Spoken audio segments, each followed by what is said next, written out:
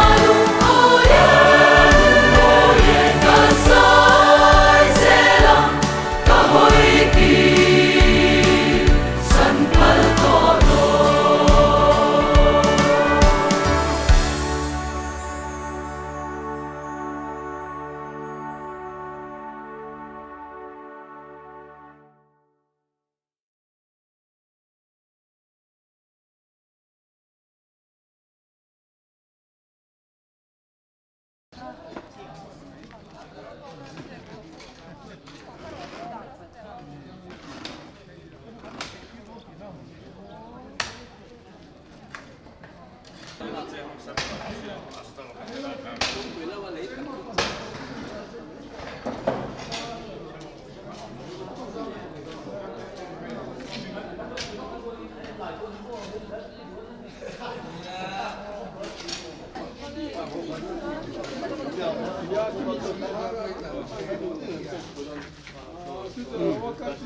ani le hei dar sari kan hun tia malo nia helama hianin anai theng ber hianin omta ila ne tukina hianin Bethlehem Presbyterian Kohhran an Biak In Thar Sak turatana utkan thak na masaber turatan helaya leite cheka bultan tumin ma kan la na te bul kan chan dawn ani chu da chon hei program tang pui deuh imela en do dan tu te kan senga ahun hi February ni som panga inrin ni jing dar sari inia amun Biak In kotten diran centenary hall kot ani hun mang tu he kan pial tu pastoral zom diana ani nga leiche tur te hi pastoral zom diana kan pial tu pastoral che ma saberanga dota Kohhran committee inan che kanga chumi zo building committee Kohhran meche committee Christian Chalai Paul committee tin Kohhran Pabalai Paul committee te tin hemi zo hian adu piangin helaya local ten che chun zom don ani ikha kan soi duwa tin tu kina hian thilom tak mai hemi atana kan hun man tura hianin bultan na atana malanga tura hian puti thang chuana let anu puile afa ten cheng nuai khat tu kina hian Kohhran andon pe ani malana masatan helom kan kan pastorin bularun cham turangai la tikhan kanin do dan tu akha nisela hun ser toite man kan tu manga pathian thu te ka chiarang tong tra yanga chim zo chuanin bible chiar na te kan yanga kan zawain tong trai ho na tong trai thu pui te kan zam no langa kan tong trai yanga chim zo hon na thu ka soyanga ka soi zo chuanin kan check tan mai don nia teng chuan hun kan phang don nia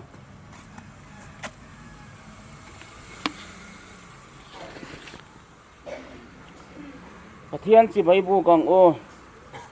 lalpan in saklo chuan asatu te chuan an thok rim thon mai ani lalpan khopuya van that lo chuan aveng tu chu ameng thon mai ani pathian ma ku ni ni tong tra yang o olalpa mun thiang hlimatan in saturin Kohhran hote min ruwa da wangin lom thu kan hrila che he hun toite kan man chung hian kan thin lungte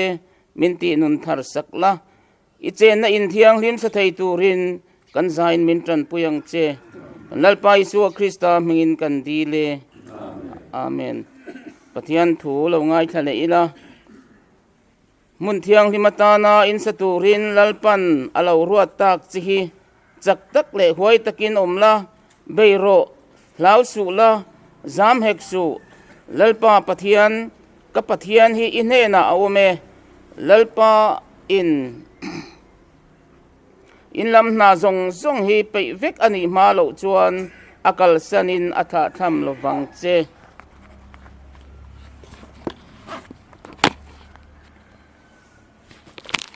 Nehemia bung ni changsom pasaria hianin chudi chuan an hena kan chana chia jia hi in muwa Jerusalem aram ti te akong khar te kang ti te po in ria a pha u soi chiat kan ni to lo nan Jerusalem ku chu idin yang u kati a tin kapathian midu sak thu te ka hila kan hena lal tu soi te po tin an ni chuan I thowangu khai idin te takang u an ti a chudi chuan chun na tha thok tur chuan an kut an ti chaka tu thiang lim kan thiar hilal pan kan zatan mal mi som sakro se amen ahon na tong trai rual kan lo mang do na nga tiang hianin pathian hne na kan tong trai do na nia Biak In moi tak le thatak กันสักไทยนานกันดีนังอ่ะดินกันสักช่วงอินตีปัลเล่เชียดน่าดังเอาเหล่านานประเทียนเวียนหิมน่ากันดีนังอ่ะอินลุงรัวตะกะกันสักไทยนานกันตรงใจบกงะมิตินเตกันจังกายน่ะกันไทยตบกันสวดไทยนานกันตรงใจบกโดนเนี่ยและตัวน่ะกันใจเราตรงใจอย่างโอ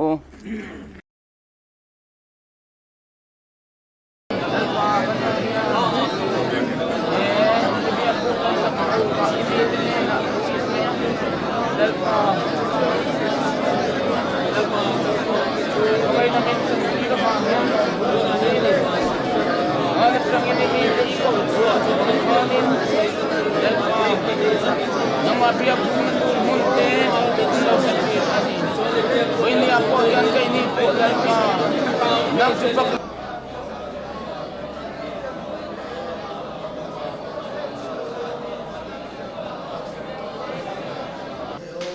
puja mani chakidar ni a tichuan hi tukin Biak In mun tur lai channa an thingpui lum tu te nowa chok liu tu ni mi a alai mi sang te a ding lam pang bara mi je pa ni a nakin ala hlu do ni ani ho yang thingpui min lum sang ni in pe to mi le che kan lal pai so min kan di le che Pathianin ama cebai buk tura Biak In satura ami te thin lunga lo da tong zelin tuna hian pathian ro puina turin ami ten ama kan pola kan choi moina tur Biak In sakna chu kanlalpa Kohhran ho lu le lalber mingin kut kathak trane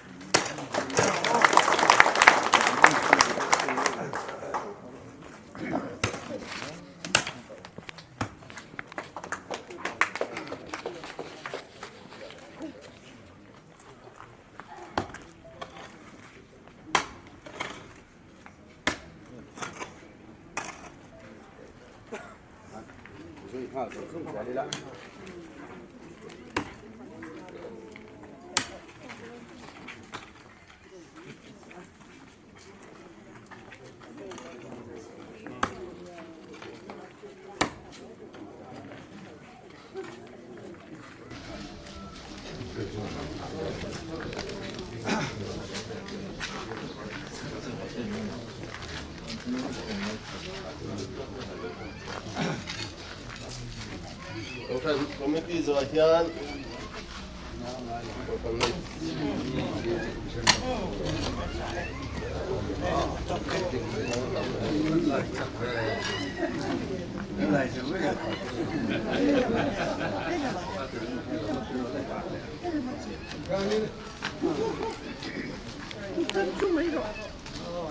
ada pada chut din reng kha单出带的，才赶上能出带，不单出，不一样的，这个嘛看俺们出，不有出，这单出。哦。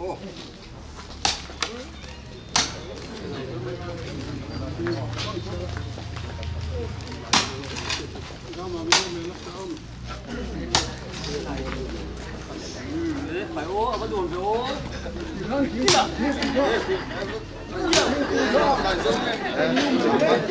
mantan mấy thì chưa đã chỉ ra cả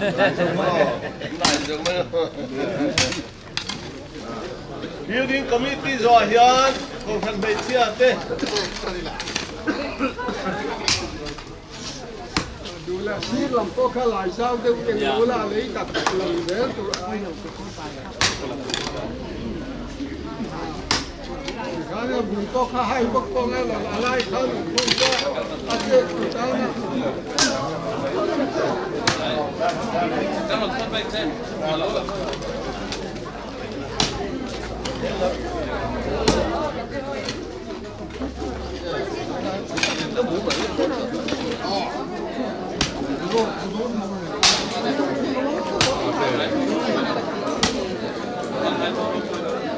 哎。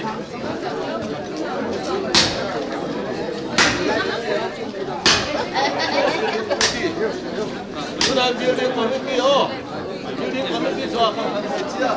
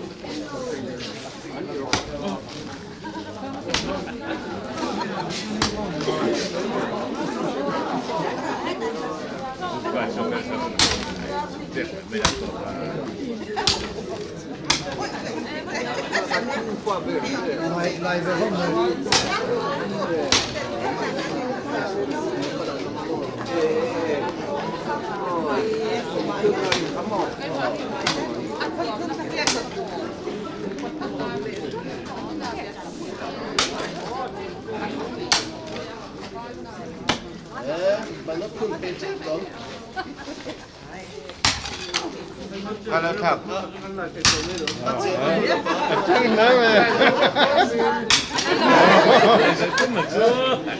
lampang sih,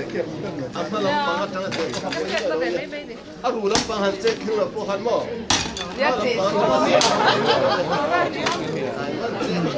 Anh nói bộ khắp mấy mẹ luôn. bunga po lah, saya kena sampai.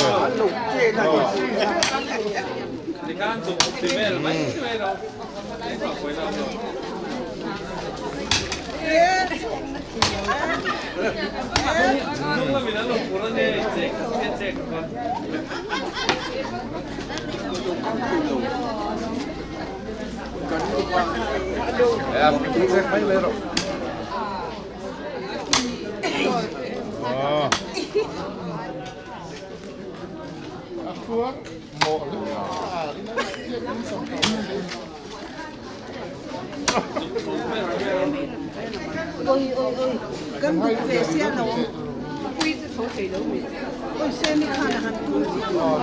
Anh nói thì cái đấy tụi nó đi ra là mình có đi mua đi phải có mình đâu. Các phụ khóa hộ đâu như một trời luôn.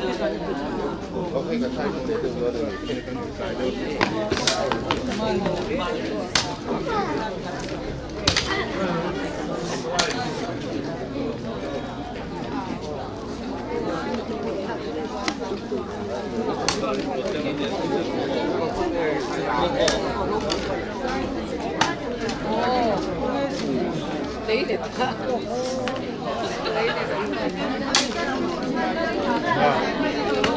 Đi mà, đi chơi cái nào?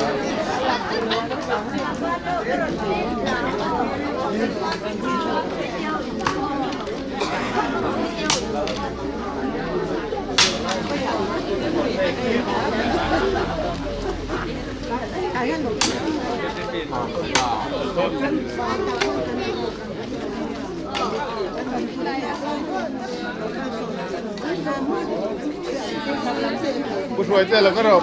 có lại cái này luôn đấy nè. Có lại là gì rồi?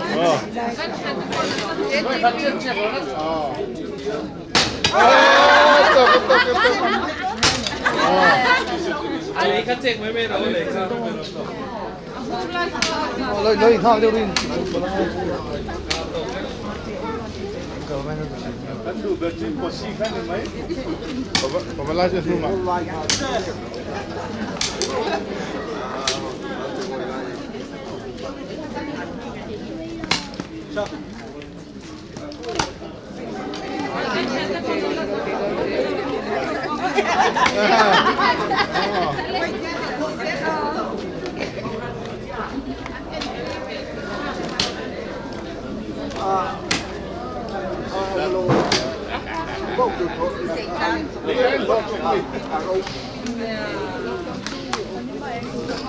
Beri, bro. Nah, bro.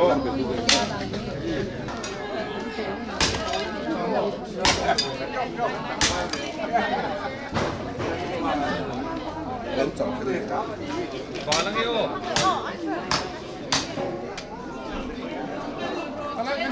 Lấy vuông lại cho đi.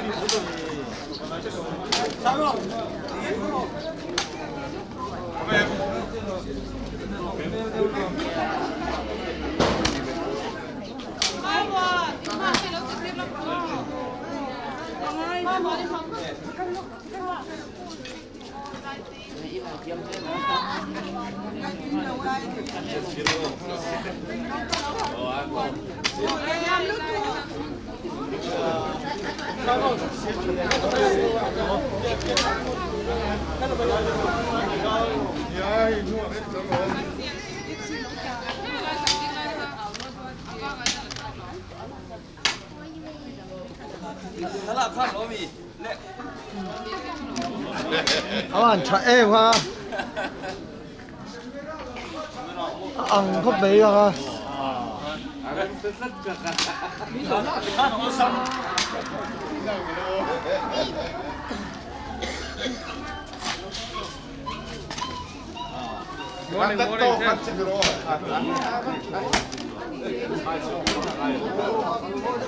hotel.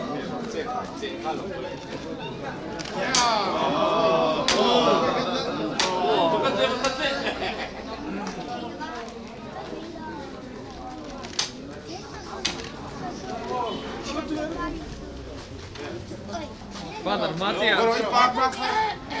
lu tanggal ni, ipak tu lah, mulai kan rumah, apa yang tu tu.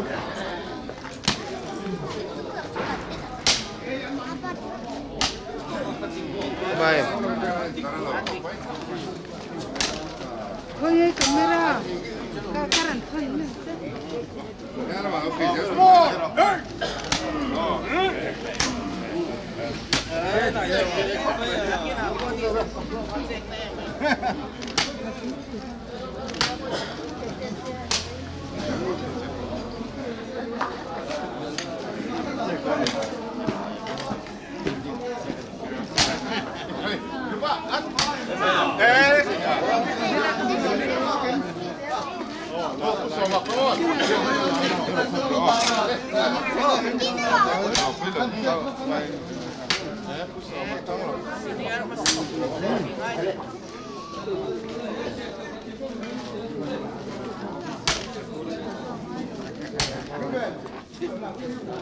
Ngài thì có từng xe có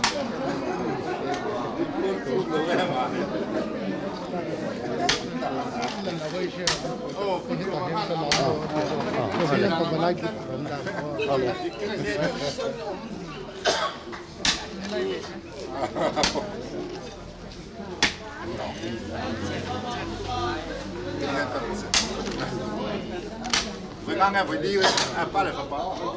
phải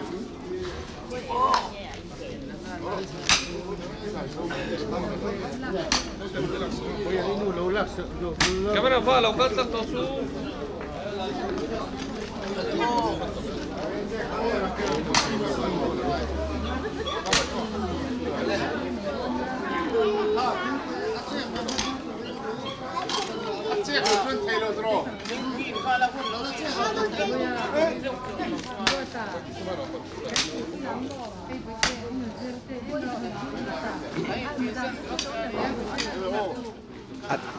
adik cia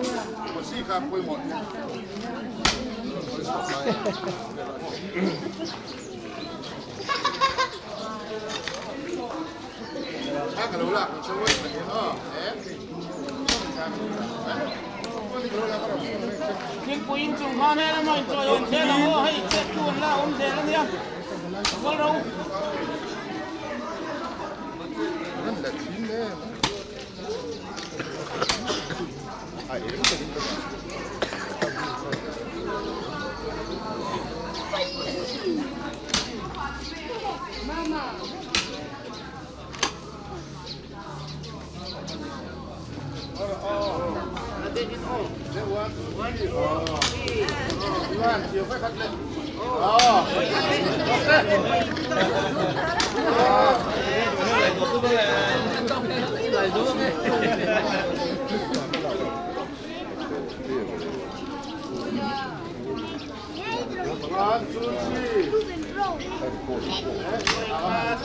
Look at baby Sam.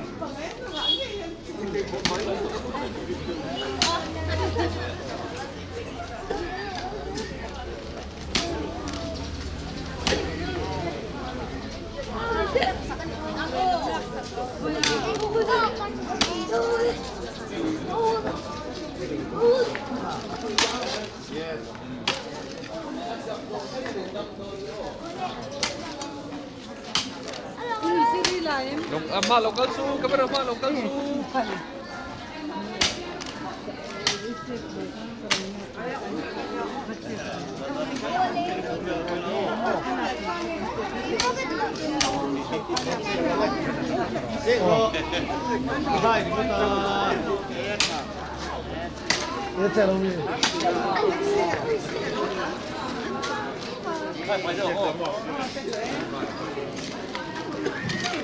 Dini kan bisa kan cek lo kan bisa kan?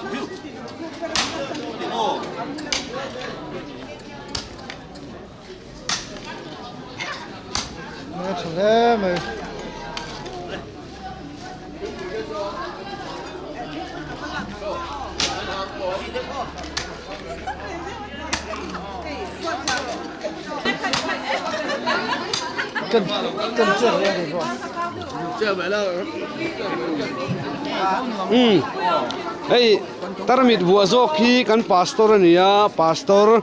puzoma ania chuan abulami hi kan senior ania upa doktor silal thangania tukin singa hian helaya leiche na huna ron kala along om le ni han bai te se no kamu tu din no ko paro so hano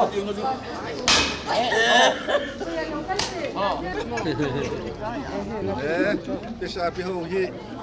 kong tan dia he manete lắc cái tụi nàng thế gì lắc cái gì khiển nó lắm ta cần cái tổ tao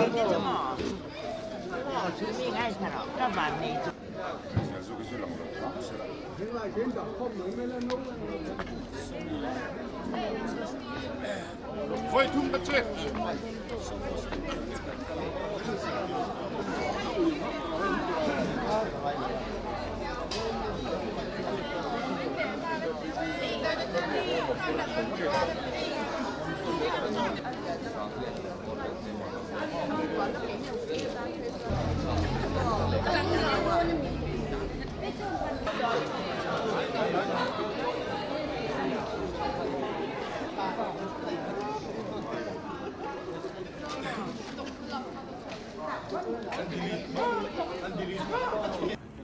Bethlehem Presbyterian Kohhranin hei kan Biak In Thar Sak turatan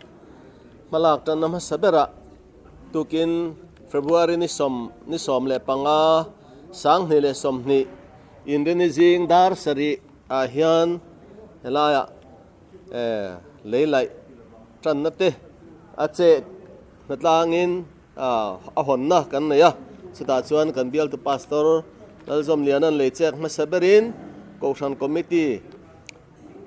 te Kohhran mechia te building committee te Christian Chalai Paul te Kohhran Pawalai te le lai me pui local khom kum upalam te dua piangin leiche kin bul kan tana tukina hian Kohhran me pui te kan hlim hle ani he Bethlehem Presbyterian Kohhran Biak In hi khita Biak In pui tak sak tan hi chu kanupa kan lai alo masa to ten le Kohhran mi ten sang khajakwa somsari panga bultanin ma an han la ti chuanin sang khajakwa somriat le palia sakzo ani tiang chuan Kohhran mi puite lo pung zelin กุมสังนิกุมะเบียกินเพลพกin extension fit som pariat le fit som ruk fit som saria za twin extend le ania ti chuan Kohhran mi pui kan lo pung zela dan zo kim sang ni chuang zet te kan lo ni a sang ni le pasaria fit som rukat thui fit som nia zawin extension kan nei le a chutiang chuan biakin khi sak chho ani a mara chumi pui kan lo punga tuna phei chuan sang ni le som paruka Bethlehem Kohhran atang hian Bethlehem North Kohhran piangin in dan tiran ni ta a tuna hian biakin thar saturin Kohhran hote kan buat sai me kani tuna kanom na tual hi centenary hall atara sakani a kum sang khajakwa somkwa a Kohhranin azat ve zet hi sa in aba khi Christian thalai polte in lo pa in thalai polten kolin sak chhoni a ti chuan sang khajakwa somkwa le pathuma sak zo felvek nin achunga kamhuang khianin centenary a he building hi German mi in Elsa in aron hong nge ani ti chuan hei athang lama hianin hall dinglai kan nei boka anwaya hianin Christian thalai pol dor le Kohhran me chedor awma chung chu sang khajakwa somkwa palia sakani a chungzola hianin beginners department hall tur sang khajakwa somriat somkwa le pasaria sakzo le ani a tina chunga hian Christian thalai polten an manipul in committee room atulanga piang man thei turin Owen hall pu ona hall tin sak chun zom le ania he phechu kan mang tangkai le zual ani committee bial angte point committee na mun poimo taka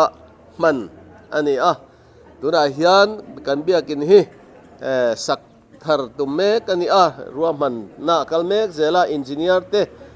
tuna hian plan an boy pui me ka hian alei lai hi kar le lama te lai tumani a lai biakin tual hall vel mun zong hi kong pui ana tang khwanin rot mam chawa yang chuan hall lian tak sak chawa chumi pi lama chuanin abiakin hi thiat vek lawa hall sak zo nuwa biakin hi chu ala sak chho le zel tur ani ti kha tukina hianin kan saidu ani le hei tukina kan Kohhran secretary uparlal faklianan soita angkhan Bethlehem Presbyterian Kohhran biakin thar sak na tur bultran na amasa in Kohhran centenary hall le oin hall te amun ma lai tur bultran theya pathianina min ruai na le minom puina te kan ruai tu masa upa te zara tiang anga hun kan mang ve hi pathian le Kohhran mi pui le ruai tu masa te chunga lom thu kan soi masa ni ti chuan kan ngai thlak ta ang khan kan upa fakana soita ang khan he biakin thar kan sangna tura hian alai tu ra hi rowa dor pui veng tharami Kohhran committee ngun taka angai tu a than huwa akuta da ani a ti chuan kar le lamatang khian alai na hi aron thok tura ngai ani a thakat chung hun pe kani a ti chuan he biakim thar hol kan sak tura hian Kohhran mi pui te kanin lungrualin kain pum khat le ani ti tukina poin langin ka hria lomum ka ti a tukina hian han soilo thailo lom na khatia pastor hawa hun kan man mai pialama khan he kan biakin sakna tur hian puti thang chuana let riat rengna na nupui fanauten biakin thar saknan cheng nuai khat tukina hian Kohhranan ron pe a alomum kan ti le a ro pui po kan ti ni ti chuan he kan hol kan biakin sak chhouna tura hian Kohhran mi pui te po kan phura pathian ram thil pek lama te po ma kan son zel he kan biakin sakna tura hian lom ama tin chu mai ni lawa Kohhran mi pui ba ka committee peng thrang Kohhran mei chia te Christian thalai pol Kohhran pawalai pol masi sangati tele pol thrang sub committee te point phur takin na kan thok chho tran mel han mu hian lom om kan ti a pathianin biak in ama chen na tur mun moi tak min sak don ani chuti rual chuan tukina hian kan hruai tu masa kalta te an lunglen tlak le mai an ngai om hle a an ni ho point min hriat puyang ti kha kan ring ani tukina hian an ming te po han lamila hei kan ngai tlak ta ang khan oin hall kan an sak lai hian kan hruai tu masa te pu aram lian a khati hun lai tu na chuan upa Bethlehem not Kohhran om ta te tin chatuan ramin pansan ta pu ar ke lian zuala te khang te po ril ru alo tharatim khang hun laia branch ke tp Kohhran branch ke tp kan hruai tu mei chia te pi lal rem sang ti te nula ma faki khang hun lai mi te tukina te po hen ril ru alo lang uai uaya khang hun lai teng kan ngai tu a chu wang chuan hemi oin hall ban chak lam kil ma chim lam kan lai tu te po ril ruwa alanga kanan lim kanan nui na sat jia te tukina hian ril ruwa thar khop mai chu wangin he kan biak in kan hall sak tura hian kan tho ho na hi atha a hei hi kan chom nung je lang ti po kan ringa tim hei kan thalai te mang chang an re me matuka ina po hian rem chang takin tiang hian video coverage te tia han trong theina hun chance rem chang minan siam sak te hi k3p kan hruai tu te chuan hei voinia a thei thei na tlang turin kan hruai tu te pon anan soi boka khatiang kham bul kan tran don ani a Kohhran le a thlir tu zong zong te he kan biak in sak chunga bang lawa tong trai pathian hena tran tlanga lan zel turin kan in somin kan in nge ni kalome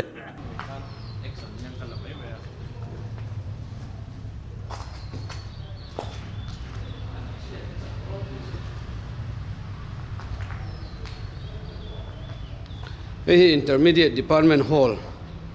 kani a chuan helaya platform kan mu hi junior department hall a junior department leader secretary baka tun malam khachuan ta hian Sunday school secretary no panglam pang hi thutel vathina amar chu kum ni borwell hi owen hall office nei to wangin owen hall ma thuai hi ta hian junior department langin ano inkhom thin to ani chuan hi ban car top helai hi in thenna ani ya helam pangjong hi primary department hall ani a chuan athang kan hmu khu beginner department hall chuan ya chung hi owen hall hi k3p le chuan kan sei bang do no ni hi ba ki owen hall kan nei to lawang he owen hall tik tak chu ani k3p teril ro ti theilo ani tukina Bethlehem Kohhran chin chia tu ni poimo tak mai Kohhran in hun te kan han manga alo mom le mai ma saberin Bethlehem Kohhran mi pui zong zong te kan lalpai so Krista mingin chibai kabu ka cheu hey kum tam tak Bethlehem Kohhran din nuwa biak in te po voi ni lai kan han sa ei tun tum hi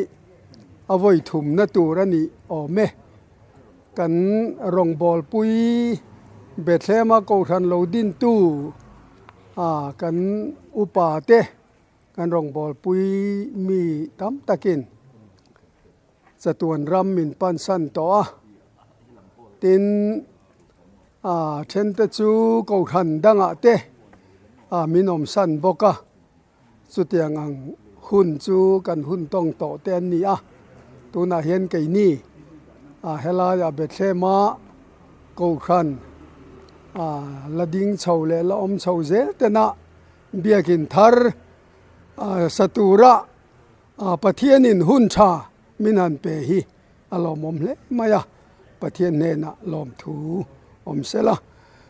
tukina hian Kohhran mi pui te ne na ngen na te po lom thu te soi pa in han nei kan du chu hey Biak In Thar kan sadona tukina asak tan na abul tran na turin Kohhran in program te kan han siama ti hian kan hun kan han mangania he Biak In hi tu ta bik ma nilova Kohhran member te beratanga alien ber thlengin kan rong bol tu pastor te le Kohhran upa te ta po nilova Biak In te Kohhran te hi anei tu tak tak chu pathian ani pathian Kohhran pathian kan biak na tura Biak In satur kan ni chuwangin Kohhran mi pui te tu ma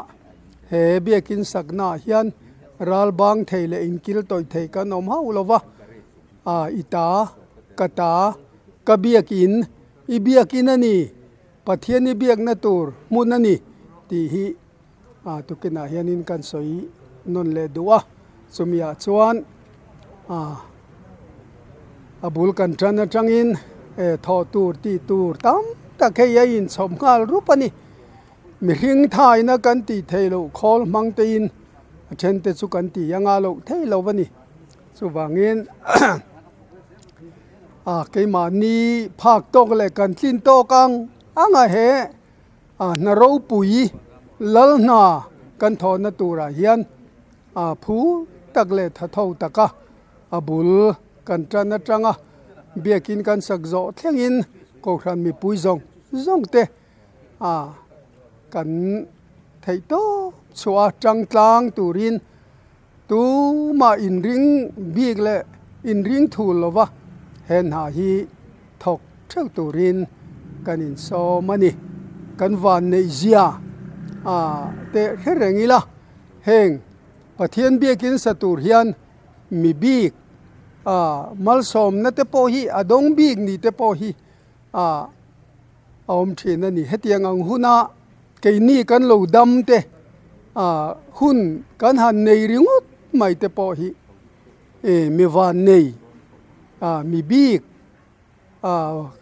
vo bik chang tu te kan ni ti hi i he thawangu chuwangin Kohhran ho hi tu ma in ring thul lovin ka tho turani ka ta ni ka Biak In ani tia thei top chua ma la tran la turin Kohhran mi pui zong te po kanin som thar le ani le kalau me ni som panga February sang ni som ni tu ka hian lai kan Biak In mun tur hi alai na tan turin Kohhran committee in ruam hanna siama chumiang chuan kan pastor lalzom lianan chek masabera chutiang chuanin hei voinia malak na te nei chaumek ania pathian kai hruai nan hoya Kohhran committee ro rel na te Kohhran mipui tho ho na te nen tiang hian malak na atakin kanan mu chho thei hal hi alomom hle maya kumsang ni som pasari atang vel khan Kohhran committee chuan Biak In sakna hi tan natura ta na ruam manate neya architect te chutiang mi mithiam te Kohhran committee in zon ni se ti in chuta chuan upa silrem ruat atle ke upalal muanom le upalal thalhunaral te architect te mithiam te zong khoma anmani dor turin ruam manna Kohhran committee in siama ti chuan architect te mun sang ate dorania an Biak In sakte mun sang Biak In an sakte chung te chu thlirani boka chunga chuan architect jinga chuanin pu upa sami lalfana khatla ami hi Kohhran committee chuan a thlanga ti chuan ani hian ruam mana siamin tiang hian asakdan turate a drawing te voing moza ti thain chu tiang chuanin Kohhran committee te building committee te nen clear ho chung zelin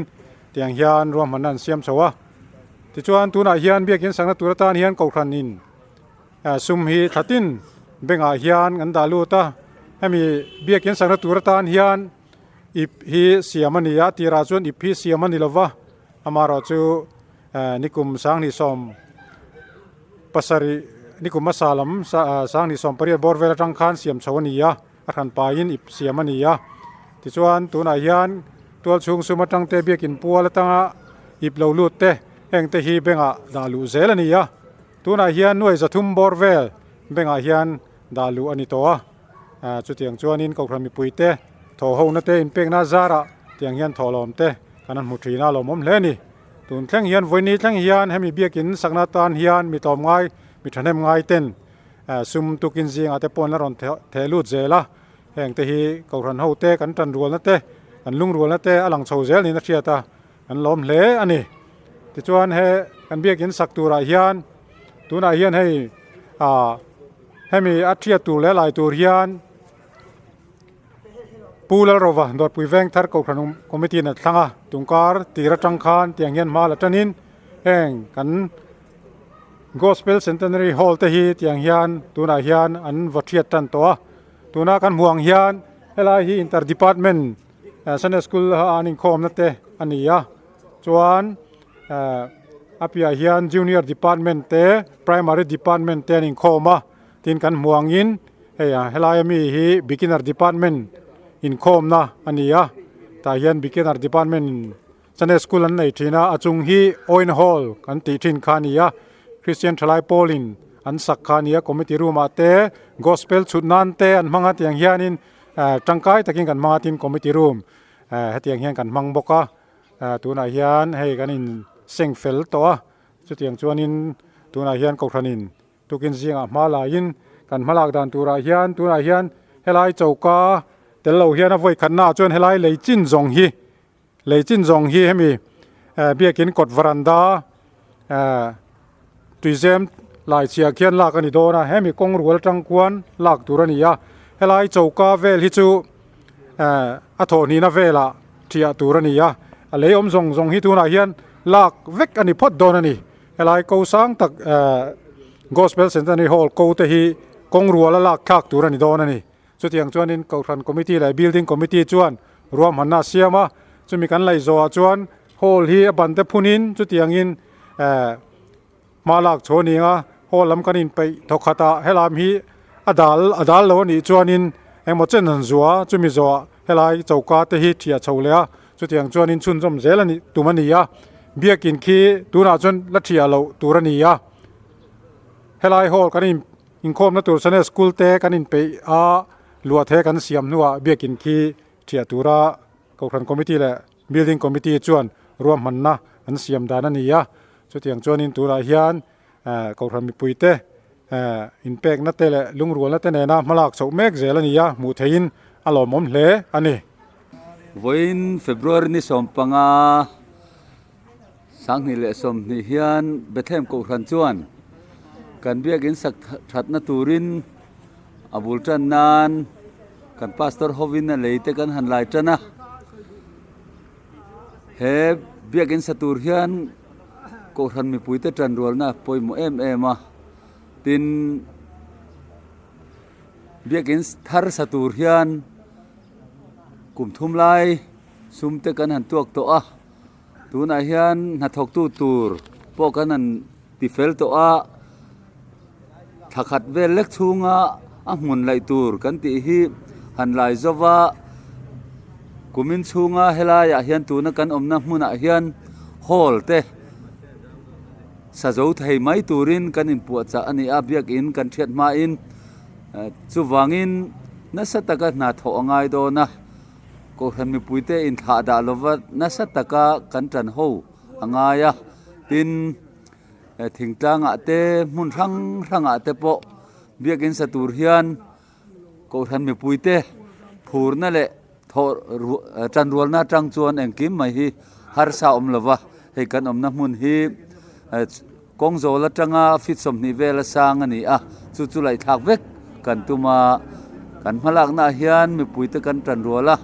tholo ma te le atha tho zong te poin tran kan lak apoi mo hle ani tin kan Biak In satur hian keini ho kan han tel thei te hi lom om hle Nehemian naro pui tak ka thok ani ati angin he kan Biak In sakturi naro pui tak lal davida meu po khovela lal ro pui bertaji ngami Biak In sakchak le ma se pathian sak aphal lova ke ne ro chu hetiang hun tha kan nei te hi kan van nei hle chu wangin phur tak le hlim takin reilo te chunga Biak In thar pui tin thei turin le biak in moi tak le tha tak pathian thara vinamia chen pui thei na tur mun kan sak thei nan tani la thewang u kalome tukin zinga pathian khongai na le ven him na azara Bethlehem Kohhran ina Biak In sakna tur bul kan channa tuka telve theya lalpan kanunna min zo awang hen kalom le a kan Biak In mun hi pathian khongai na azara aizol khopuya po Biak In mun rem berpol ani a ka soidu tak mai chu kan upa kan Kohhran committee te he Kohhran din tu te na hetiang ang mun tha thang le thar ta na min lo pe hi alom om ka ti em a su ti rual chuan ke ni thang le thar ra he rong bol na thok tu te hiam kan ruai to ma sa te mala na te chun zomim Biak In lalpa chen na pathian ro puina puan chona mun tur lin takle lom taka kan dina kan sakhi kadua chutiang ang atel ve thei tura khongai rong bol na he Kohhran pathian om puina chen chil na mora hian tel ve the min siama wang hian ro pui katia kan Kohhran hi he kan ria tangin Mizoram Kohhran a po pathian tharau thiang limna om pui thim pathian choi mo na le fang na mun ani thina ti chuan he kan Biak In Thar Sak tur po hi mi ring ro pui na tur ni lo pathian ro pui na tur ani ka be seya ti chuan asa tu te point lim takin lom taka kan sakhi ka du mani china kan soi kha han soi chun zom leila helai hi he kan Biak In tual ania ei kan Biak In tual te hi nuama hi Kohhran mi puite point kan thalel thin viawa Biak In tual zau kan nei hi ni kan Biak In mun hi alo rem bok nen tiang hian kho en thlina kho han hoina tur te hi arem chang maya veng danga tanga running khom puina rongkalte kan Biak In ai engamo program a running khom thin te hian kan Biak In mun ma hi nuaman ti ve thin ma aizola Mizoram a hian Biak In mun nei nuam pol tak rem pol takania chutiang ang chu kan Kohhranin kan nei hi kan lom hle ni ti chuan tu na hian tukin zing kan soita kang khan helai kan hall tia dan tura hian hi gospel centenary hall chungzol khanita helai hi tuizem lian thadeu mai kan throi tu ma sa ten an lo siam to he kan tuizem nei dan chu he ti hian ania helai veranda ko hring chin helai hi ania helai hi tuizem lian deuh mai RCC a siamania so tiang chuanin he tuizem siam hian uluk maya li kom mialovin tu na hian kan manga Kohhran po hian tu hi kan nga chuan hemi tuizem thadeu mai hi thialo ngai don ta ni chuan tu na hian ruam han dan chuanin heti hian hemi chukla hian kong rualin khumi kong pui rual kwan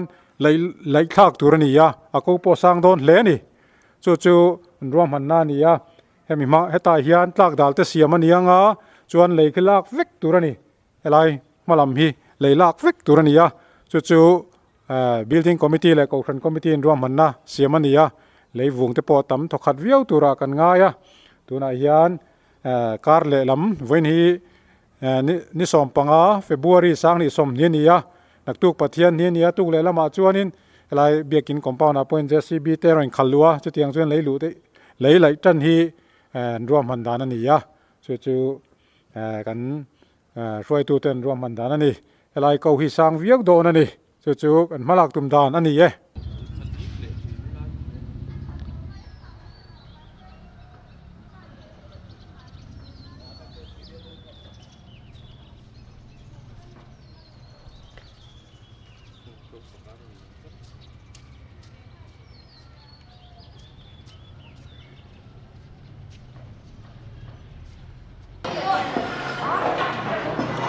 When February Sunday State Day ania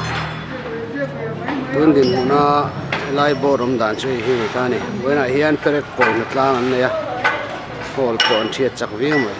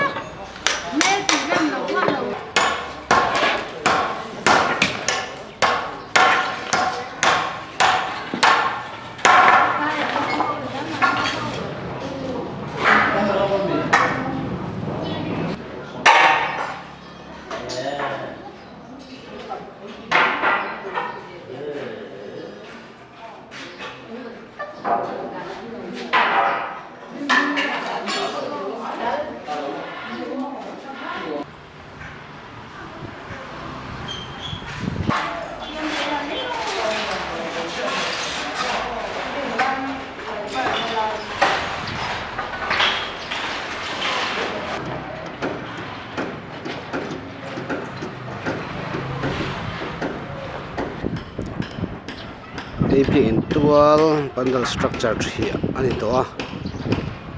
pona Wiking Sunday School apol te om thina mar chu pandal structure thiri ta vaina sa a la hian extension ani le ni helama hian helam sai ta hian voi thumngan ti bel le ta lai sir mi hi nia leng le nual don tho hela hian Biak In hi adung le wang in chen thuk le no ni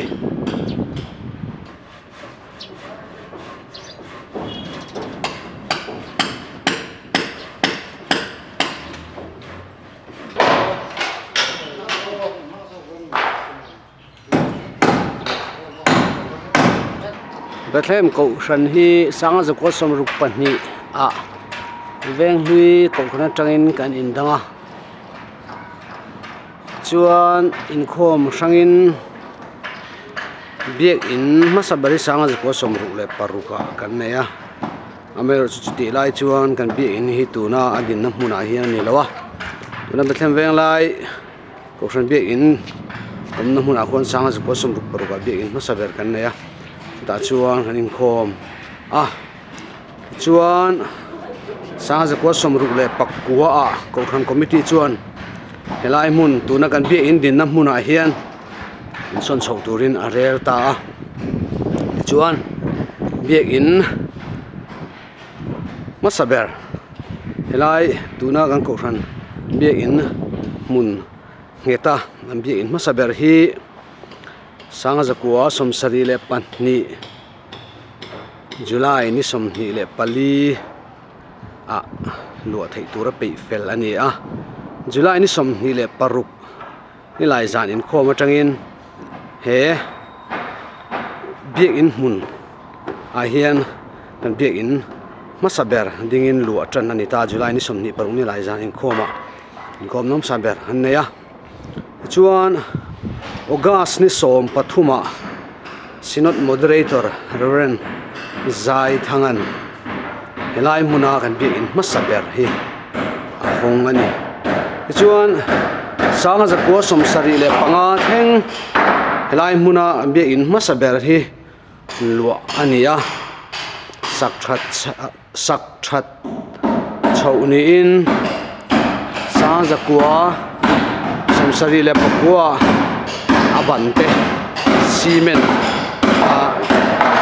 siam sak chho alo ni chho tran ta sak pe fel hi sanga zakwa som riat le pali borvela heng ho hi an pe fel ta a chuan gospel centenary hall kan ti khu sanga zakwa som riat le pakua vela tangin sa chho tana sanga zakwa som ko pali Gospel Centenary Kuma Khan Honania ti chuan hei te kan hu dan ang hian hi kan Biak In sanga zakwa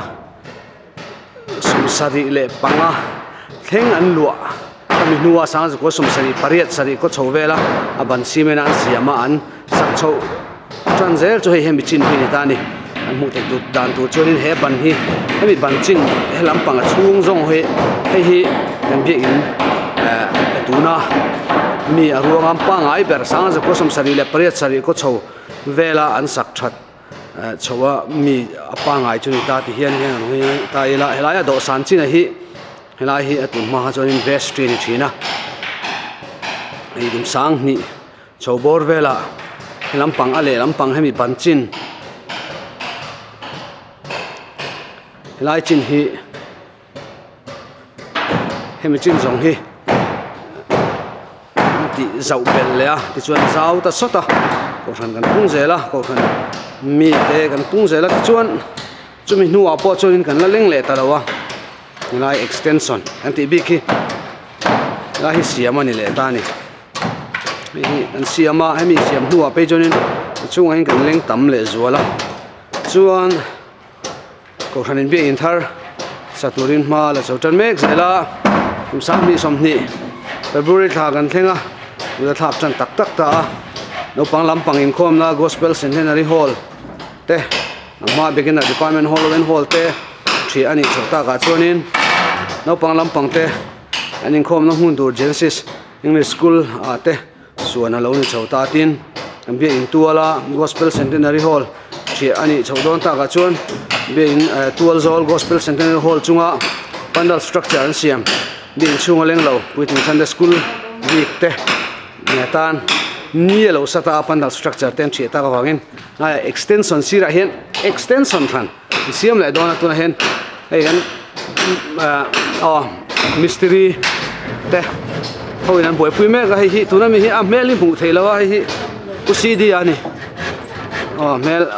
an nunglam e na vai thim ta helai mi hi pujama no ran chokidar ani hi ei mystery ni a mystery le a chon heta mi hi nunglam tang to hen ka mu tuwe ka khet ei mi tuwe pupang ha ka an pavalai chuai tu pupang ha ka ani pavalai chairman pupang ha ka ni so da thlang phenami so puram za wa ni ya hian hi extension le ani ya fiam tu ti ta kan soi an be in hi tu na tak chu na din huna chuanin adung le awang hi in chena awang hi azau hial mai ni ti tur bor ven an ya Mizora ma he aya Biak In wang zau hi omri lawang sanga za ko som sari panga theng an Biak In mun helai muna Biak In masaber an lu antia sanga ko som sari pariat sari ko chowela an sak than chauka tuna Biak In Thar Saturin Kohhran ho tangani buat sei me kani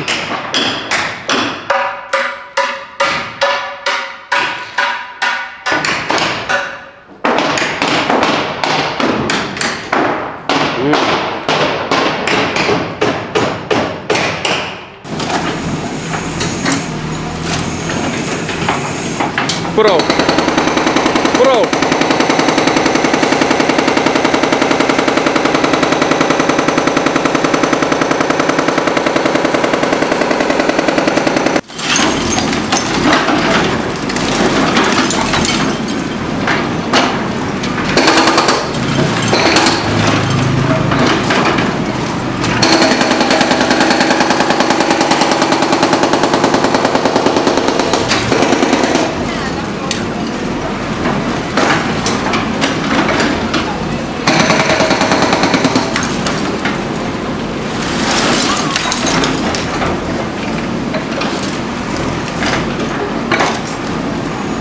Amahahi.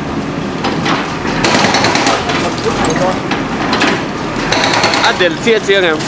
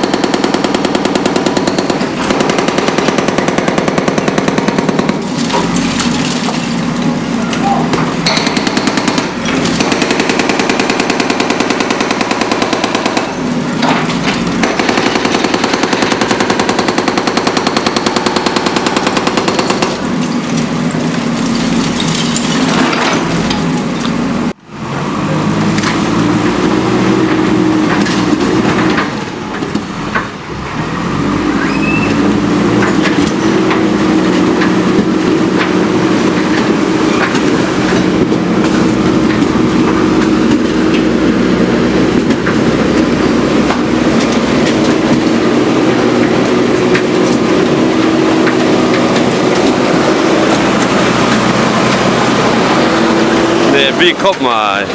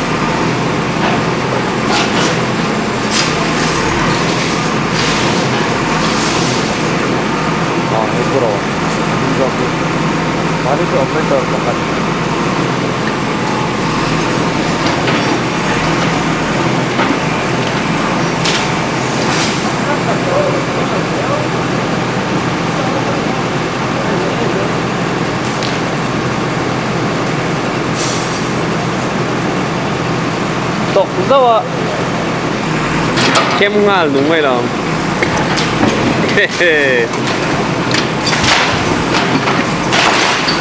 Han var våldsam för man var samtidigt en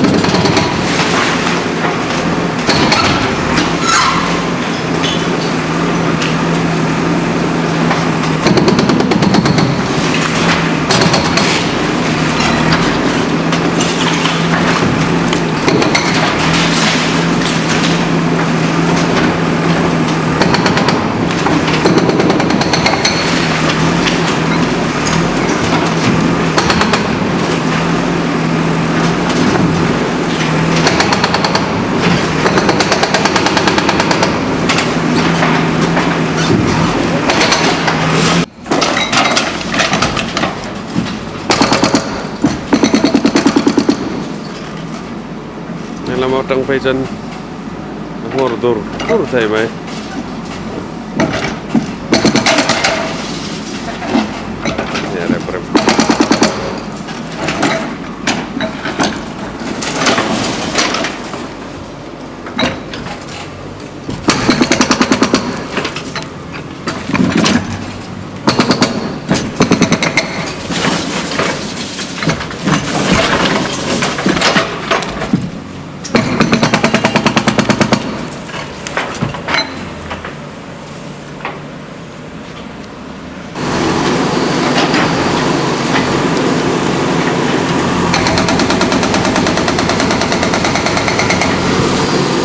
ni pali sang ni som ni ania jingkara backhoe loader JCB company siam alut chawa mahian gospel centenary hall no function Sunday school le no function heng khom ina kan hall le kan man fiat chomeka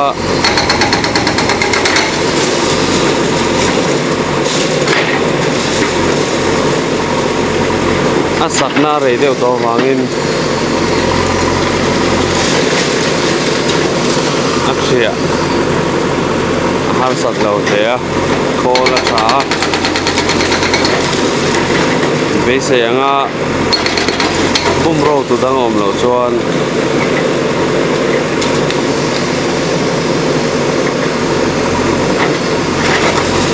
ve se anga kal chuan na hian slap thi zo man ve se ni a an saklama hian tuite mawma lama hian enge roi chu tui lak chua phata tatanga ma lak tak le tur ani lama hian na đâu ni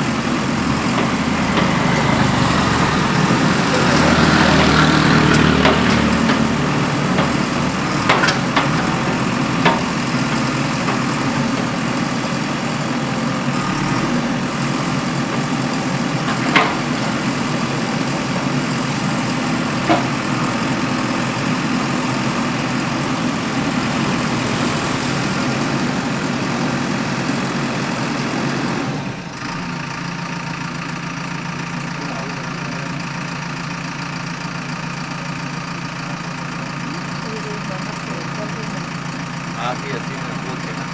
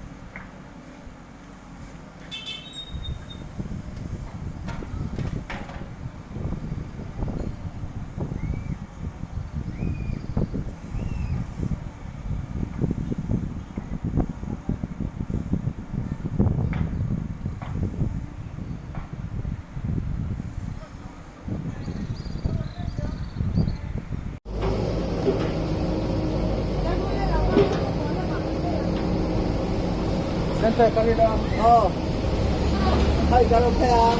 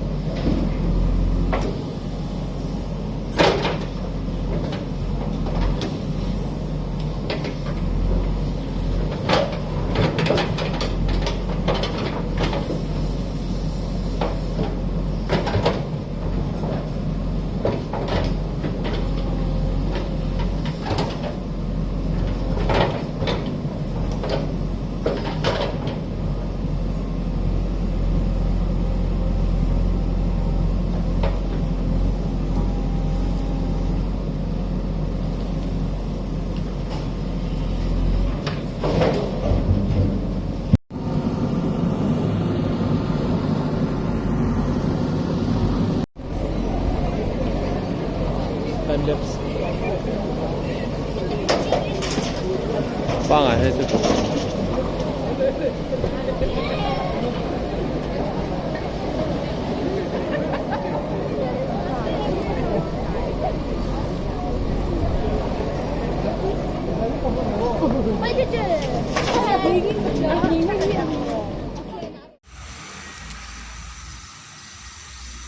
March ni som pakua ni a lấy lại tổ chinh cái này nào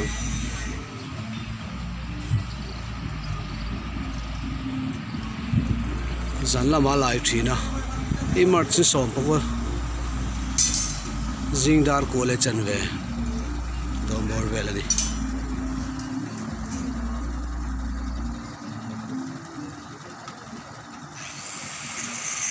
chauka building ni to lawa lai chak hiu mai chúng ta này lại trăng rộ rin ông này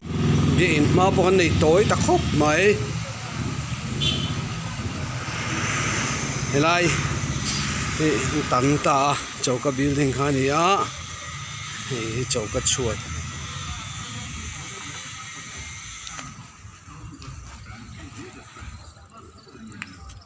chúng nó mới lên lại vâng rồi dàn làm ăn lại em phải mấy chuyện nào dạo trở thành tiếng khóc mày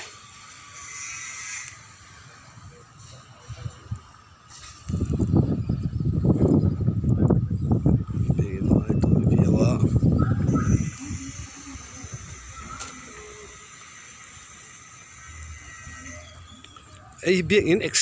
extension le siame ka hey ngi om sia kan ring am don chami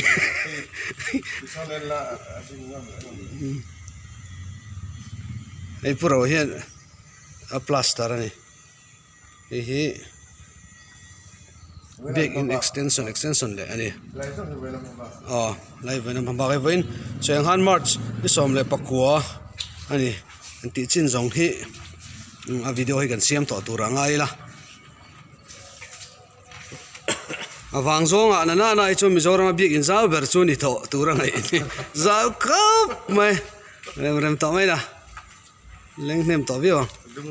dung le wang in chen wang hi zau to hian mai thi vel ni a chuan puzam chun lama hian lei hian lai don em là ya zana chu mon lei ka ti chun le khoi thon mo tu chun zan zo men khoi tin chu kan en leang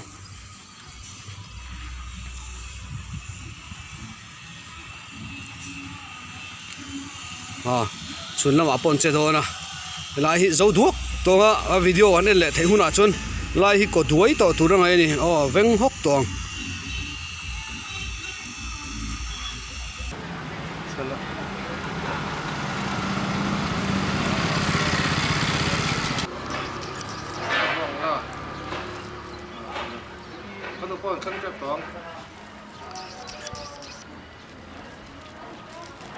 Midang.